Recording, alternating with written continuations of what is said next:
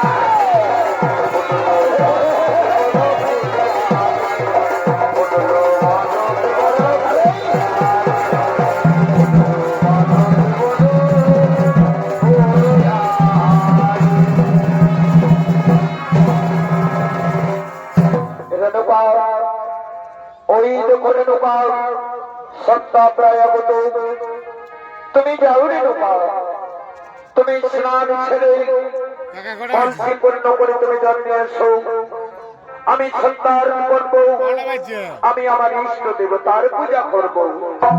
হে স্বামী আমি যাচ্ছি স্বামী আমি এক্ষুনি স্নান ছেড়ে আমি তোমার জন্য কলসি জল পূর্ণ করে নিয়ে আসবো তুমি সন্তান করবে তুমি তোমার ইষ্ট দেবতার পূজা করবে।